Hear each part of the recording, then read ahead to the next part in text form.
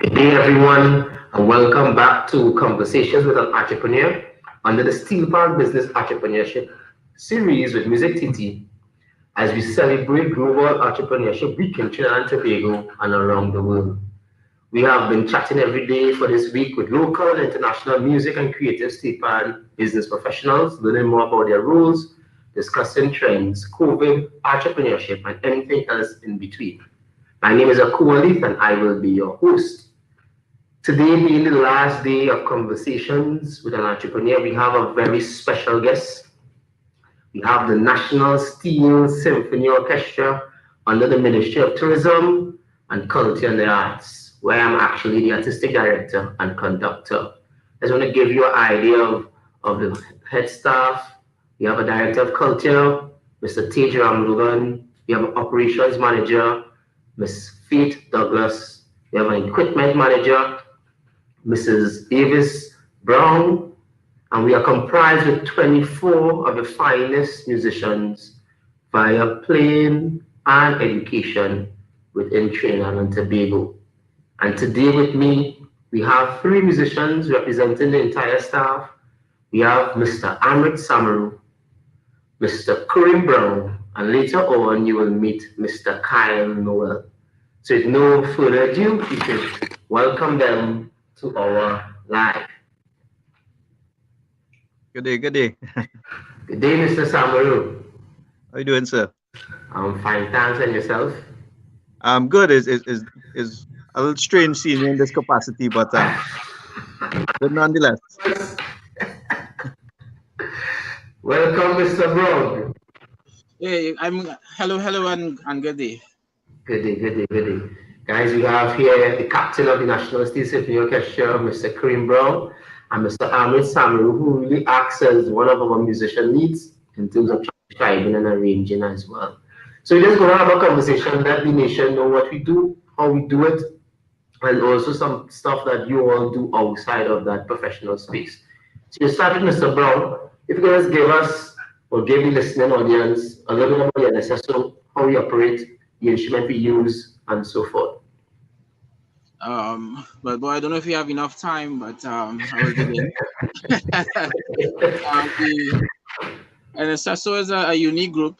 To begin with, we play a special type of instruments called the G-pans.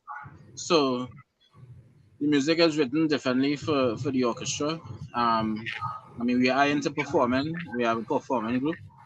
And we also do concerts and live performances and also indoor performances. So a lot of the inner workings in terms of the setting up of like repertoire and thing, I will be part of that in terms of arranging. And also, arranging would be split into arranging and transcribing. For people who don't know about arranging, you're taking an existing piece of music and you add more music to it, creating an entirely new composition.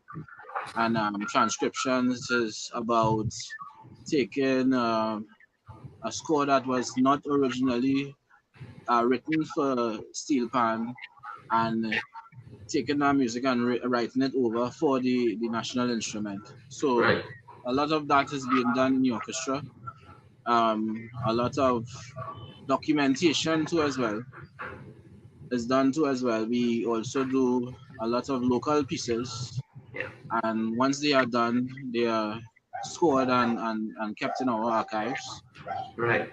So it's a lot.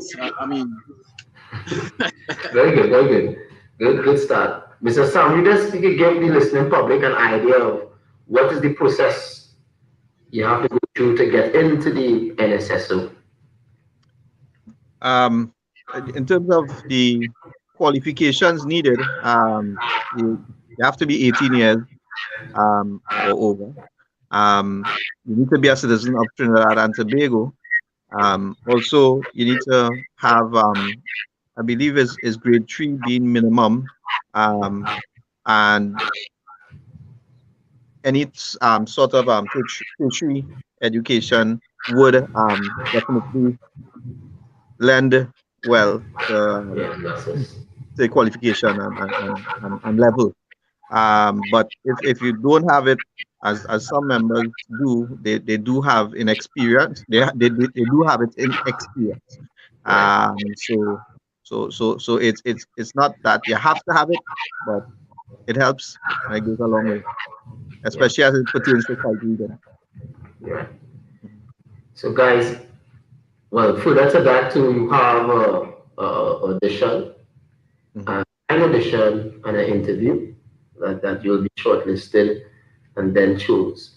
So for that, outside of what we do in terms of the professional space at NSSO, I know you guys are involved in your own private capacity and being entrepreneurs of your own and your own right.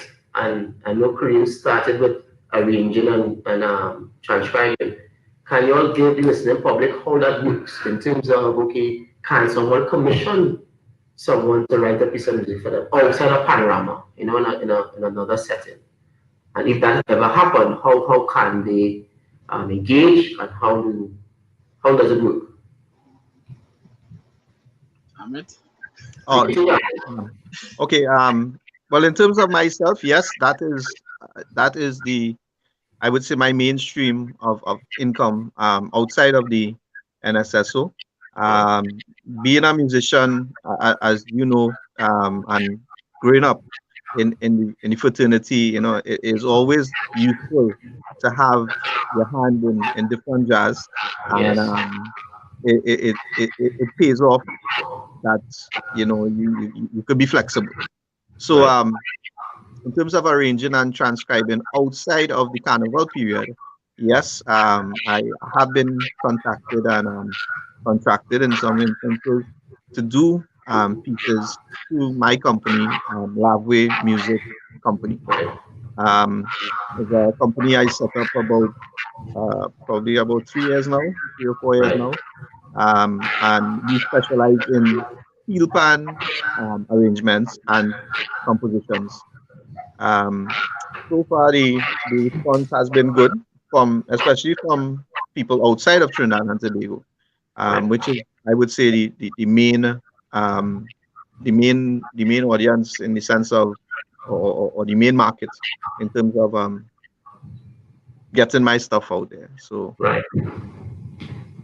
So Kareem, maybe you could give your perspective of panorama. Around panorama time, people tend to not know the full story or the full idea behind what it takes to contract or to hire an arranger.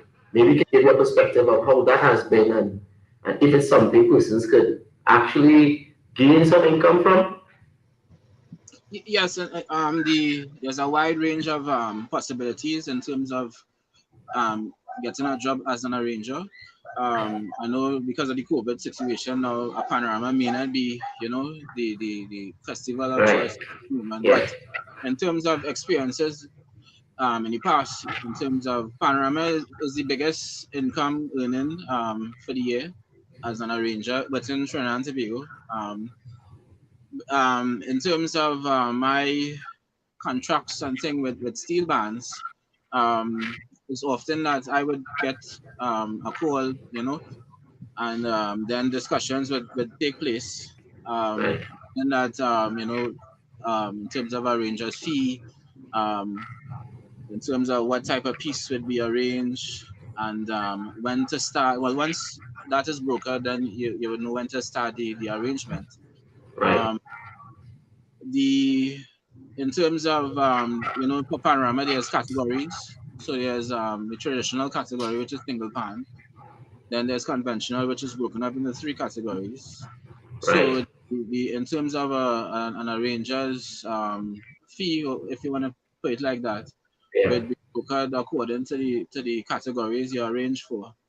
So you wouldn't charge the same amount that you would if you're arranging for a single pan and you Right. got it for a medium band or a large band, you will charge differently.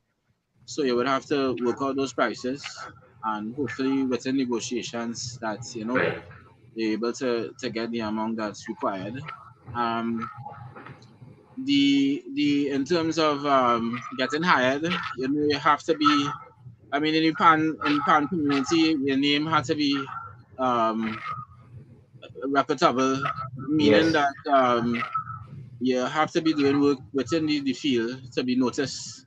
Yeah. And once that happens, then bands will broker your quality of arranging to, So that is an aspect of it. I've been arranging for some years now, and little by little, you try and do the work that is necessary for you to get noticed Right.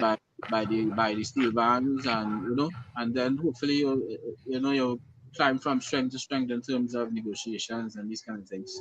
But I know starting off is not an easy thing, getting a band to recognize you or on your name, but that's just how it is. Some people like Amrit and myself, we started off in the junior category, Right. and graduated into the senior category. I know going back in time, I had started arranging my first national outside of junior panorama would have been a single pan band or Spashtronics. Right. And I think the first thing I won was in 2003 with a tie with Dubon Stewart in memory, they would call it. So from since 2003, I started working that developing that dossier Yeah. in terms of doing work within the field. And just like Amrit and myself, we are not just bound to panorama. Yes. We happen to be working whole year because panorama Right. becomes seasonal. So bands will have to do music for their stateside, music for a competition, be it like festival or things like that, or for a concert, they may require a particular piece, and they would approach you or I, to do these things. So just lay your work down and make sure you do good work so that people will recognize what you do. Yes. And Do you want to add anything to that? Yeah, I mean, there's no shortcut to it. Some people have it easier. I would definitely say I'm one guilty of that. No fault of mine is my last name. That get noticed easier. Right. But I started off with the Renegades Youth Steel Orchestra, and on debut, basically won, a hat trick. So that got people's eyebrows up, and it was a easy progression for me after that. And I mean, it comes with the territory in the sense of me, being the son of Dr. Jit Samaru, that I was surrounded by music and surrounded by the craft, Right. in the sense of knowing the ins and outs of the business. So I learned a lot in just observing him and just by living in the same house with a legend like that. So I don't want to say I had it easier, but Kareem would say that. But it was an easier transition from categories and through my career. Right. Because I saw it happen already in the sense of my dad. Good. Sometimes we think, because we're talking about the success and what you all do now, but started at a particular point. Education. Yes, you grew up in the house of a legend, but you have a degree in music. Kareem, the same with you. Can you be back to that time? What was that introduction? I know your father as well, Kareem, is a musician out in the States. So maybe a quick synopsis of where it started to where you are here now. Let's go with you, Kareem. Start with you, Kareem. Yeah, my career started on Stanislaus Street in Laventille.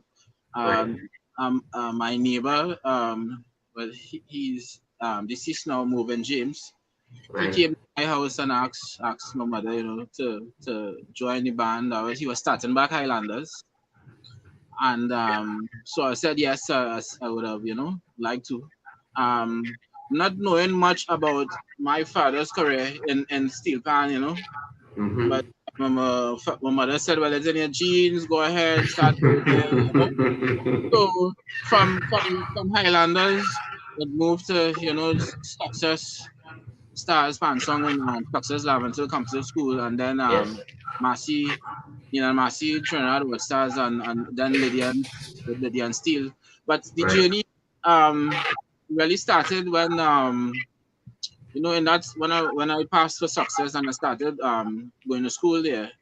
And my father came down and he gave me this my first keyboard. It was a Sonic one. People in that industry was also that were in Sonic. So, and I remember he said, if it's one thing he didn't want me to get into steel band business, steel Wait. band is a lot of struggles that hard work is plenty. And he really wanted me to get into, writing songs and, writing hits. That's how the world is, that's what he said. Right. And, I'm kind of disappointed because I went to the room of steel band. Didn't we all? Didn't we all? Yeah, well, so I mean, he's a performer, he's a writer. He produced a lot of albums and things. He produced Wow. Fresh Air for Bugsy's, if you know Bugsy's Fresh Air album. Yeah. And it's a lot more.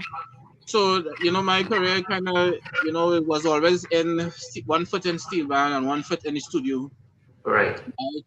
And, usual stuff, you start off doing your grades. I met Ben Jackson and Mr. Sean Lewis and Carrie Quadrington in Success.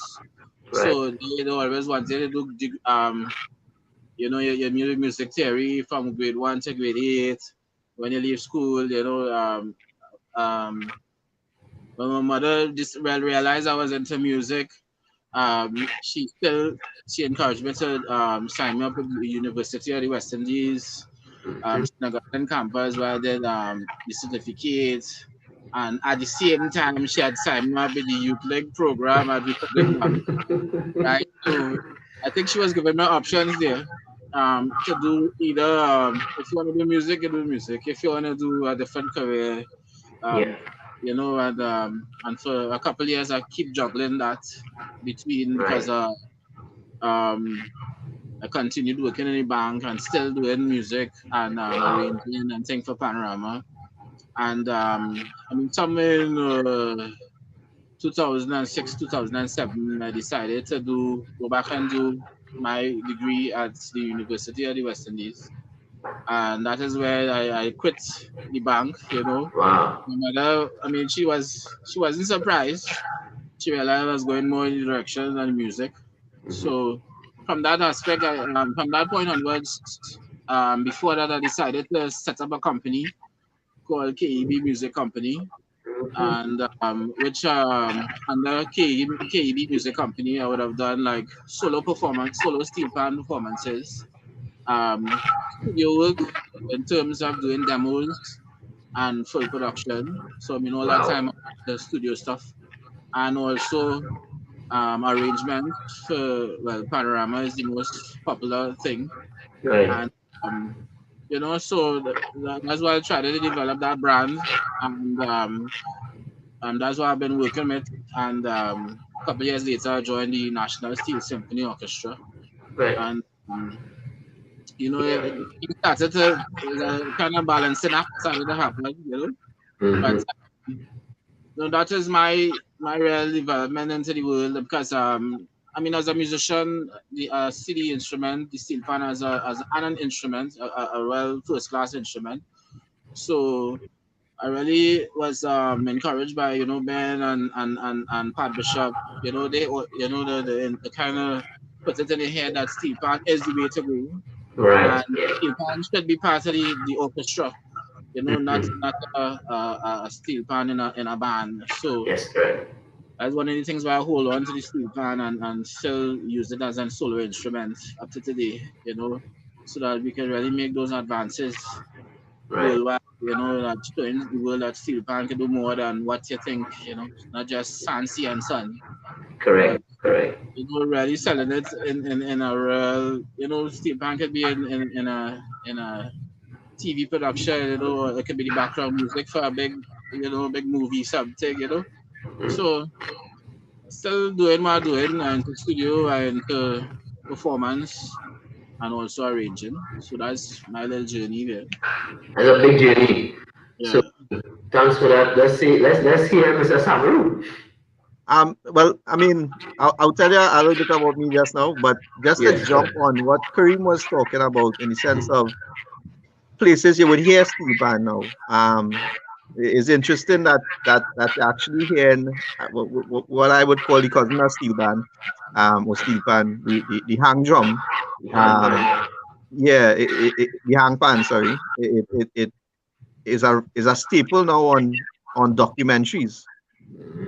If you ever notice any documentary that has been done in the past 3 to 4 years, um, they use it as background music, and it's that term that you hear. I mean, you could easily get that from a pan, but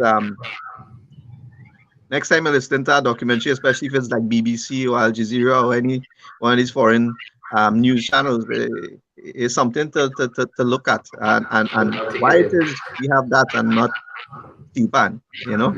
Right, That's interesting. That's right. interesting to point out.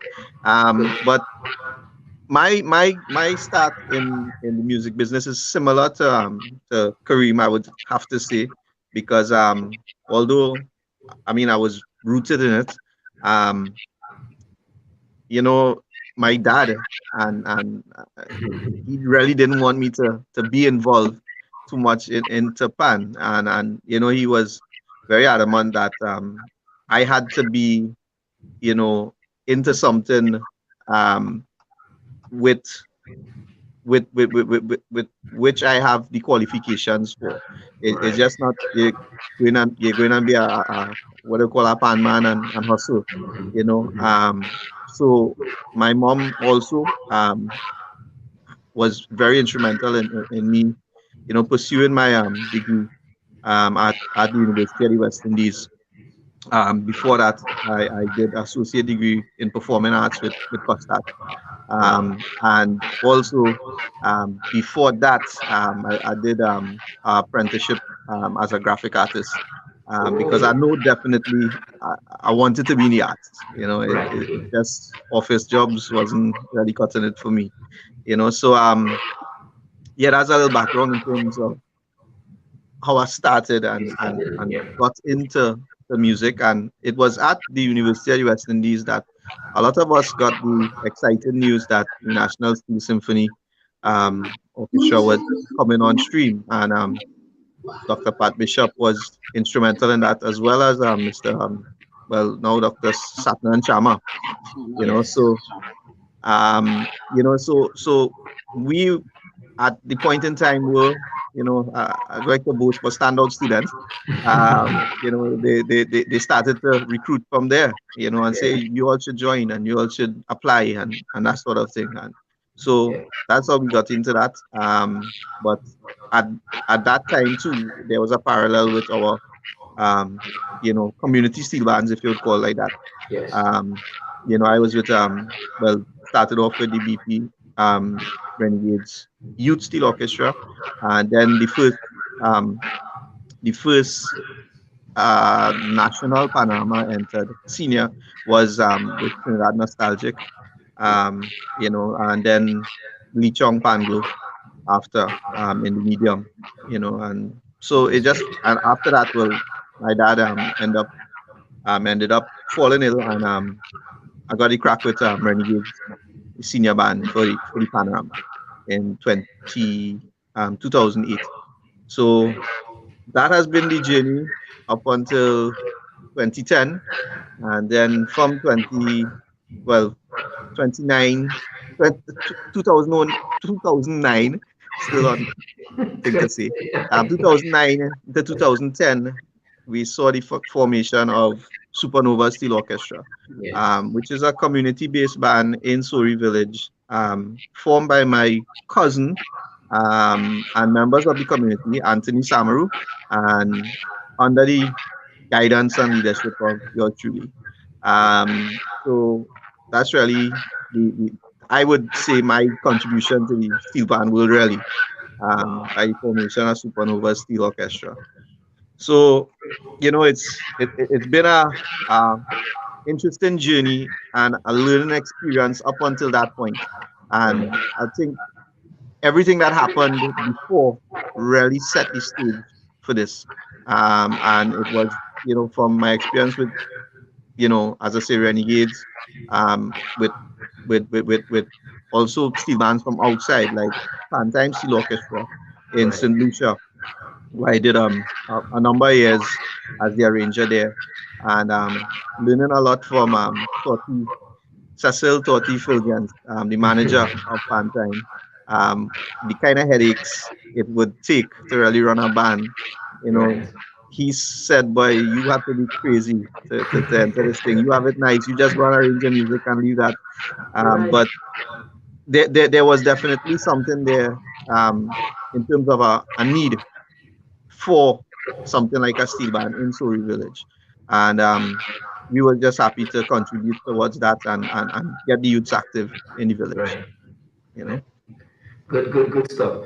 So you all who were listening on, you heard they're involved in the community, they're educated, they are full-time musicians at the National Steel Symphony Orchestra. What I want you to say to the listening audience is, what's that experience like in the orchestra? Not just at my tenure, talking about for 2007, we all were excited, as you say, as UB students, this new orchestra coming in, not just orchestra, but an orchestra with new parts, a whole new drive, patterns, there's a big energy. The government is behind this thing, secrecy behind the instrument. We were the first. And in that space, you're no longer just wear the badge of a community, but you wear the badge of a national player. Tell us about that. Tell us about that starting with the captain from 2007 till now. That was exciting. I remember we were in St. Lucia, I think the year before, and Right, they were launching the G-Pans, G-Pans, yeah. the university, and we got invited. We fly back over and we were part of the right, team. And then later, you get this contact. This I can't remember. I think it was a guy named Remy, or whatever. Gave wow, my call and you say, come and do this thing, there's a audition process and then yes. playing and thing. And to tell you the truth, I wasn't really excited at first because I was still working. I was still working in Republic Bank. Right, It was Avis at the time. Who's my wife now. She had signed up the form and everything, and I just signed it and she dropped it in, and right, I decided to go on audition. Um, I asked my supervisor for some time off, and I went to community development and did the audition, and it was the two-part thing where you play two instruments, and then you do a sit-down interview kind of thing. Um, which was nice. And then like a year later, right, which yeah, is Lisa. 2007, Yes. I received another call, and I said, "But you crazy? That was like a year ago, This thing still happening, This thing still happening." So I decided to participate because I'd actually resigned from Republic, and I was at the university, and I was really broken and I had no money. So Yeah. an opportunity, and I did pick it up, and I went to the first day. I remember meeting all the other musicians, Steelpan Yeah. musicians, and then it was a whole toss up, and which instruments, who would play what, Yes. and Mr. Murray sorting that out, and Mr. Murray had certain people on the side. So I said, well, I would play a double second. He said, no, no, no, you would play a tenor, because we were part of the in Yes. the at UE. So I was playing tenor, so it was like a transition, straight to Right. tenor, the tenor. And it was exciting at first because the type of members that were there was like the top pianists Right. in the country of between Trinidad and Tobago, and it was like wow, well mind blowing, Mm-hmm. and we started rehearsing and thing on Henry Street. We I don't think we had all the complements of instruments, and stands were Yes, missing, yes. and Yeah, yeah. all these kind of things. But Mr. Murray still pressed on. He brought his music, and that was like a new thing for some of the players, because within the pan community, really is not really Correct. the Yeah. thing. You come and you learn your music by rote, and Mr. Yes. Murray had this whole change. You have to Whole learn it culture shock. from the sheet. So that was exciting. The launch happened in 2008, in April, and Mr. Murray decided that he needed to set up an internal committee, you know, um, which would be a captain, a secretary, Right. and some floor reps and thing. And I decided to throw my name into the into the things. And it was interesting that people actually voted. Yeah. Me at that time, and I was more, when I was talking to Avis, I was more scared that Right. yeah, Right. because of the fact that the people in the group is like Mhm. Clarence Morris, you Yeah. have Ahmed Samru, you have Akinola, Sinanan, you have Salcedo, you have there's a whole variety of Yes. Yes. PC. It's some real top players. How you going to talk to these people. And when you speak, they would actually follow your instructions. All of that went through my mind. And it actually worked out. We had our first concert I believe in April. I will always remember April, because my first son, he born the Monday right after the Mhm. performance. Wow. So, Right. Right. and he Right. born I on the was Monday. wondering. I was wondering why you got the month so. Yeah, yeah. Yeah. April, he covered on the Monday. We had, I think it was a Friday or the Saturday, we had Right. performance. Okay. Okay. Um, you- from since on, that camaraderie and the synergy with the Yeah. members actually playing and performing together was fantastic. We were able to produce a type of song from Right. the key pans, and also a type of concert, Yeah. that was also mind blowing, and also at a certain standard, not Yes. just locally, I believe regionally and also internationally. We have Yeah. created a brand that would work, that was working and will work, in the future. Yeah. And I was really excited and happy about that. And to be part of, I always want to be part of something new Yes. Yes. and inspiring. And this was it. NSSO was it. Excellent. So, you could give us an idea of coming now. Okay, the steel band as an arranger, but now you're going under artistic director and a conductor. How was that experience for you? I mean, your father is already an icon. I mean, you getting your fingers and your toes wet into the business.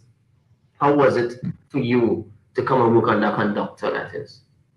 Well, in terms of the conductor part, I mean, playing under a baton is something that you have to learn and Yes.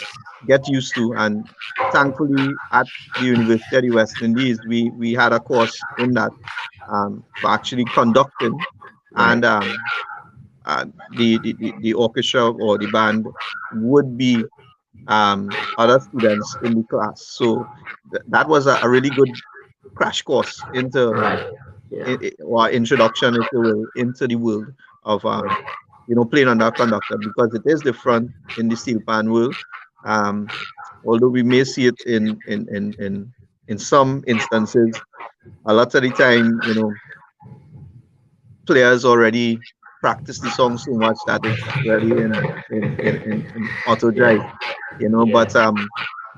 with a conductor and a conductor as Mr. Murray, you always had to be on your toes, because there Yes. will always be some factor taken in to the performance, and he could pull back, he could ask to slow down, he could, Yes. and you have to react. Yes. So it was different, and then the level of discipline that was needed to conduct rehearsals was another thing. Mm-hmm. Um, in terms of my upbringing and my interactions with the Samaru Jets, it was similar. in the sense of the work ethic, and the Samaru Jets would usually rehearse 8 hours a day sometimes. So yeah, they would take morning sessions, take a break around lunch, come back out for evening session, and then finish off in the night. But being a family unit, and being music as your only form of income, that's what was necessary at the time. So in terms of that sort of discipline, that was always there. So it was actually refreshing to get it, in a professional environment. So it was easy in some instances.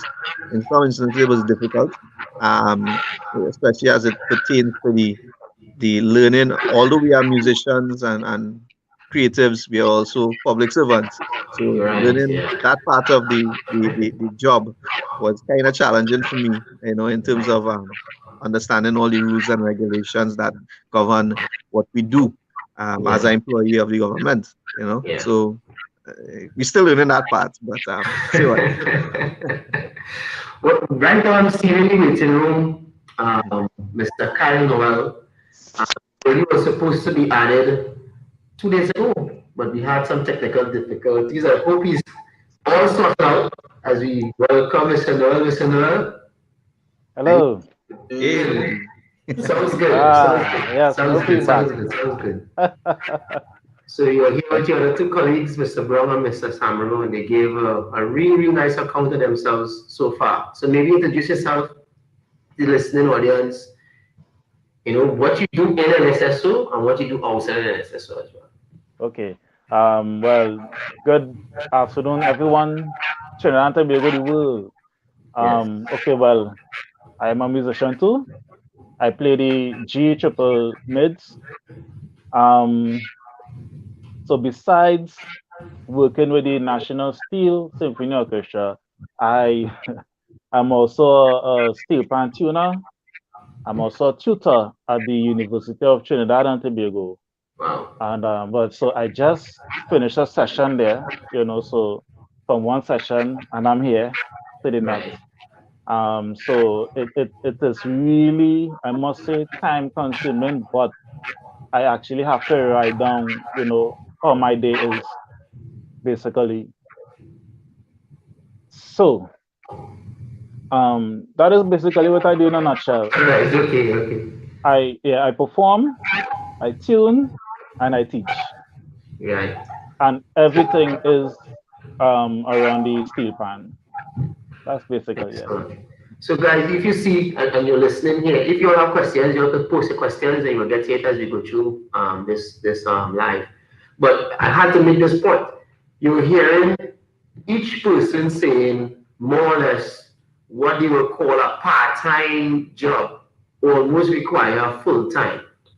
But if you don't plan a day, if you don't plan your month, if you don't work towards deadlines, so just listening to you, knowing it, but hearing it back, it goes to show a level of professionalism is needed, and also that you can't live by this field, name it music within the steel pan industry. So guys, let's give a synopsis of how you manage your time. You can start with Mr. Noel. You have somebody, you have a secretary, do you just write down your gig? How do you manage the time, but how do you manage your activities? Okay, well, first to begin, when I wake up in the morning, I start off with a prayer, because I had to thank God for waking me up, for being alive, right? And actually writing down things that needs to be done on this day. I will have to write it down, because I'll tend to probably miss something, right? So after wake up, get to work, to try and be on time. I have to be on time, both for work, both for my clients as well, in terms of, let's say, I have a plan to blend. If I give them a time, I have to be there. So I actually reach probably like a half hour, sometimes 10 minutes before that time, and wait for that person. So, time, being on time is really important, right? And even in regards to teaching as well, right? saying that we're doing these Zoom sessions, I also experienced, we have all experienced using technology, the ups and downs in it, right? So Right. even being early for a session, that is very important as well, right? So managing time, even let's say we're talking about the social media, even advertising my business. Most of the times, my wife, she is the one who actually posts, put a lot of the posts on the Right. social media.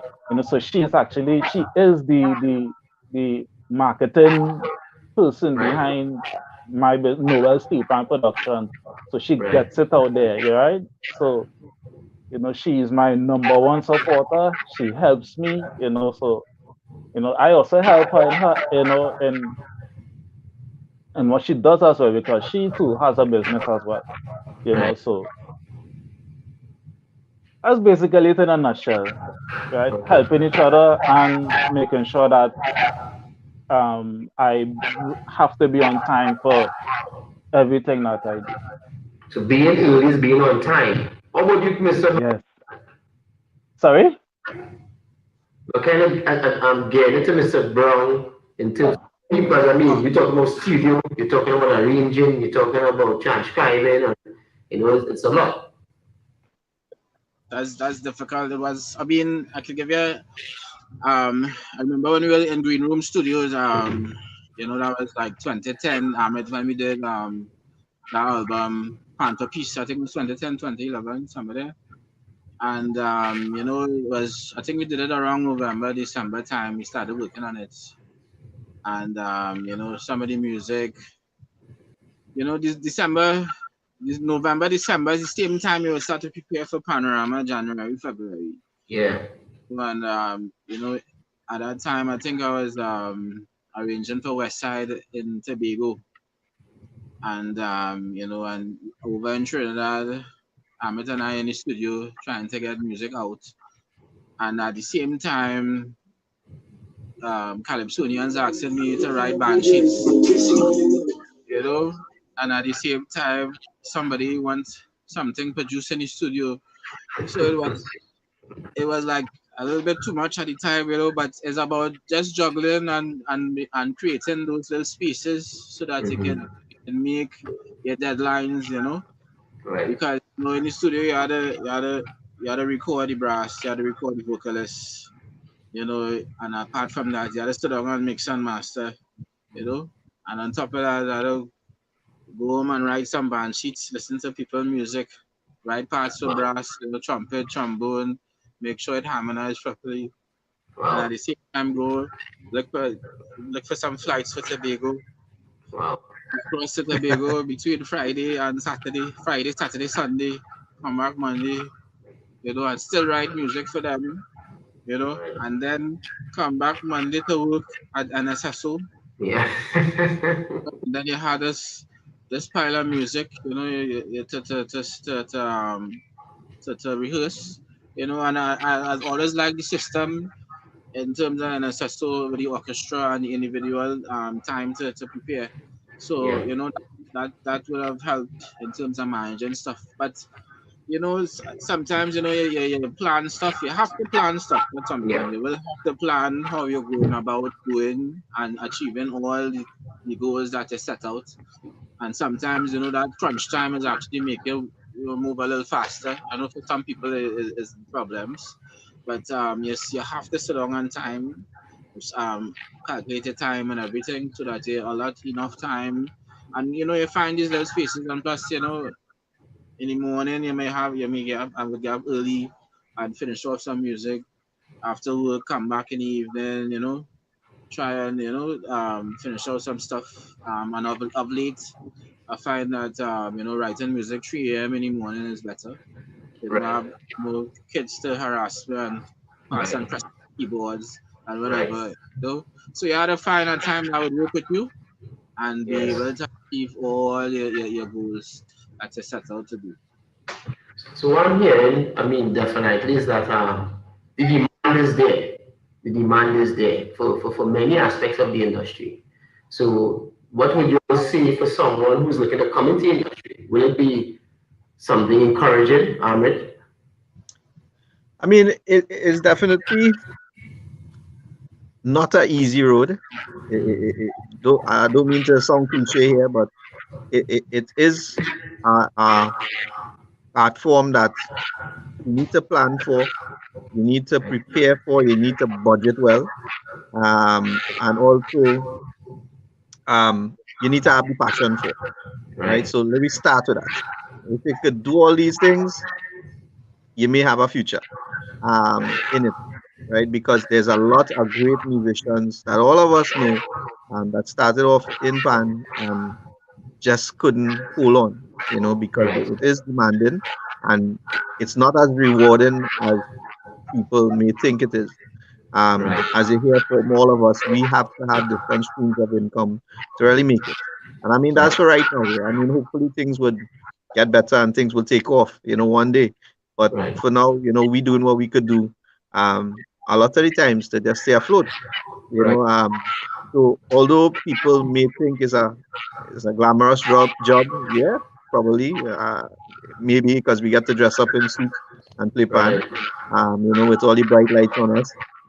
There's a lot of preparation that goes into that and a lot of planning. So once you have that work ethic, that you could have different streams of income, and you could have a real passion and a real drive for this thing, I think you should be fine. But then you have to put in the work. yeah, Because to be a professional musician, you have to have your craft, to and yeah, it is demanding, especially when you're trying to do other things. Because, for instance, um, myself as a arranger, developing that side of it, something's going to suffer. So, playing not as sharp as it used to be, right, but you compensate for it and you put in more time to get it where you need to be. So, right, yeah, you just have to keep these things in mind, but it is definitely a rewarding career, to yeah, know that you are doing something that your nation and the people of your nation gave to the world. It have nothing else. I mean, if I had to do it all over again, I'm going to do it all over again, same way, yeah, because the feeling of pride when you hear the national anthem played on a pan is something, really phenomenal. And better yet, if it's being done outside of the country and you see the reactions on people's faces when they hear the sound of right, the national instrument. I mean, you always have to turn over the pan and you always have to give them the lecture, and they're looking for the cord where it's attached to the electrical input. Like, no, this is all acoustic, and this is just it started off as an oil drum. And so it's the best feeling in the world for me to really, showcase that outside of Trinidad and Tobago. Um, and I mean, it really is a rewarding and a satisfying career path for me as well. To be involved in the national instruments on all levels that I am. yeah. But definitely, as I think Kareem said it earlier as well, there's no room for error. And when I came yeah, home and yeah, Mr. Murray's shoes and knowing the standard of my colleagues, and you say, okay, you are now the person charged to maintain this standard. It is not an easy thing. And as much as persons, as they say, see us show up in ties and jackets on stage, the day we make one mistake, it will and that's a serious amount of pressure. When you're talking about carrying that level of responsibility for the last 13 years with pride, is something significant. So really, really congrats to the entire team at the National Steel Symphony Orchestra. I mean, I think now, Mr. Brown, maybe you can let the audience know what type of brands, how do we run our year? Because we do have specific things or specific brands catered for specific opportunities or persons. If you can give them an idea of what those brands are. Pertaining to NSSO or Yes, NSSO. So NSSO is under the Ministry of now Ministry of Tourism and Culture and the Arts. So just by saying that, we will have to be involved in a lot of cultural events. So we actually work in a like a 4-quarter kind of situation for the year. Be it like we say, but at this point in time we're doing Christmas, so we will be involved in preparation for a Christmas concert. Before Christmas, we would have touched on certain things like Diwali, cultural stuff like that. Out of that particular quarter would be preparation towards the next quarter, which is January, February, March, April. That particular area there, where we would actually prepare for carnival presentations. One of the biggest thing would have been carnival at Napa, where we go outside in front of the building and do some live performances of local music and also foreign music. This 2020, we also took on the opportunity of hosting tourist or tourism field. So we would have invited any tourist that is willing to listen to the national steel and learn more about the national instrument. They would have been invited to shows at Napa during the carnival period. So we would have had a lot of functions and activities within that period. We'd also leave from that, go into outside of carnival where the preparation would go towards. We have a big tour, which is Pan a Higher Note, which would be done in June, July, right? But before we reach there, we would have outdoor performances like Brown Bag, where we go to community spaces like Nalis, the library, and do some outdoor performances. Within that period, we'd also host indoor, let's say indoor tours or school-based tours within those periods, which I believe would be whole year. So, contact series. So contact series, we would move towards our major performance, which is either held in July, August, right period, which is Pan on a Higher Note, which would be NSSO biggest performance for the year. Everything that is done, but everything will be done on a large scale. We would do sometimes we would do local compositions. We would do things like invite an artist of the high stature to do performances with us. So apart from those performances, we go right back into doing things like where we would go to community steel bands and do neighborhood connections. Neighborhood connection. Make a connection with the local steel bands, and also local performers and performances. So it's a lot, and I believe I've left out some stuff. Yeah. Right, but the orchestra.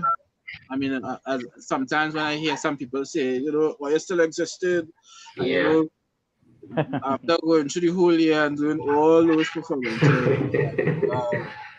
but the orchestra has a plan every year, and we do performances whole year. So just log on to our Facebook page, NSSO, and Instagram, any other social media platform, and you would find all our performances and documents and these kind of things. So that's in a nutshell, really. So definitely, Mr. Brown is really a lot. So it's easy to leave out stuff. Some of the other things we do, we have our big production, Fusion, the Jazz Experience. What we call the ambassador connections, which we collaborate with external bodies, external orchestras, China. We have been India, Chile, and the likes. We have school tours. The school tours when we go to the schools, and the contact series is when we invite the schools to us. But all deal with kids, where Mr. Brown will be one who is introducing them to the instrument. We have people introduces them to the pan, you do a mini concert, and also have them play as well. So a lot of stuff. So I want to take it away because I mean for this week, I must say, guys, I talked to almost every aspect of the industry. I spoke to persons who do this same thing, play outside of a full job setting. I spoke to the chrome factory. I spoke to steel band manufacturers. I spoke to steel band business owners. I spoke to the case and the accessories makers. So you hear the picture, you hear where everyone must fall in terms of their niche.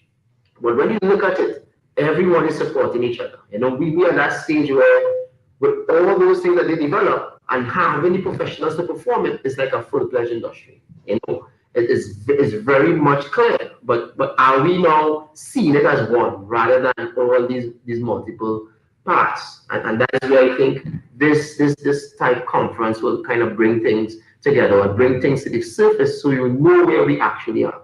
What are your thoughts in terms of the entire industry, where we stand, where we could go, not just locally, but internationally, when we will take this to the world? I'll let Kyle take a stab at it first, and then I'm going to let you other two guys contribute.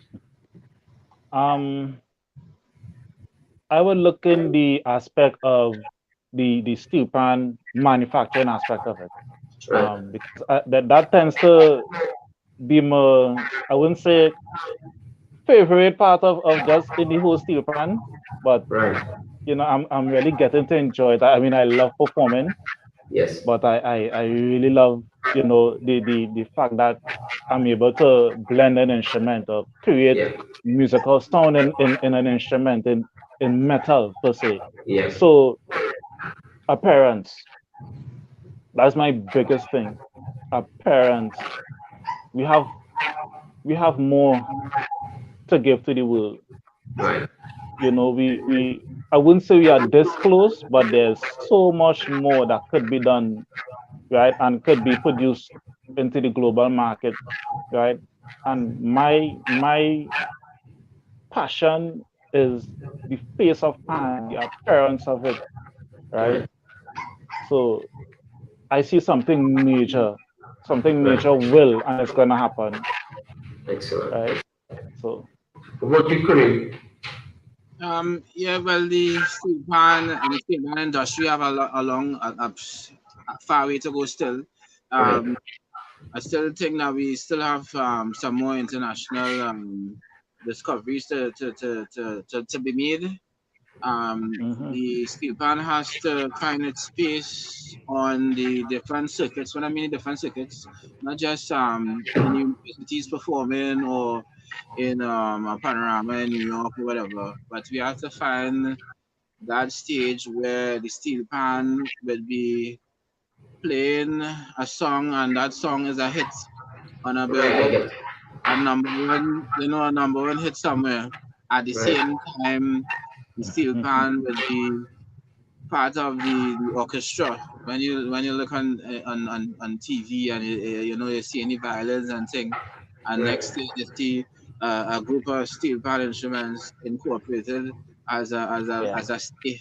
You know, the steel pan has its history and product. You know, we still, as Mr. Noel saying, we still have a far reach to go with it in terms of our branding, the quality of song, Mhm. and material wise, and also the demand and supply aspect of steel pan. Mhm. Mhm. Is a lot still to be done. You know, so I think we are getting there. You know, Right. I hope I live to see. That we actually reach Definitely. Mhm. you yeah. that the industry in terms of the performing industry really turns into a multi-million industry thing. That's it's performance here. I mean, compared to outside is different. Right. So there's a lot to be done still, and I'm here to make my contribution. Right. What about you, Mr. Samaru? Basically, I think we need to do a lot more in terms of education. Right. Not Yeah. not so much in terms of performers, but the general public. I mean, they Right. have people in Trinidad and Tobago who have never touched the pan in their lives. you know, and this is the land of its birth. So if we don't know what we marketing, how the rest of the world going to know? You know, so a lot of education needs to take place, and we have to go beyond, you know, um, petty biasness and walls, and we need to understand what is ours.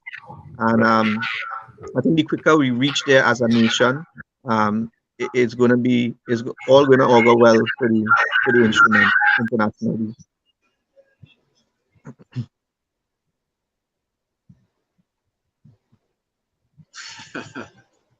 Yeah. So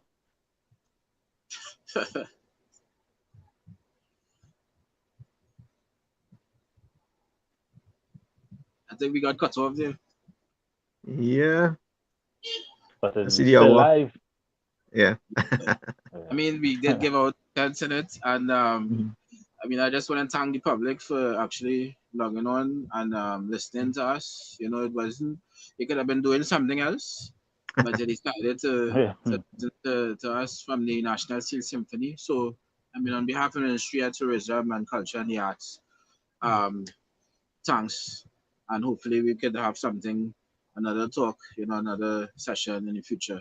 So, thanks. All right.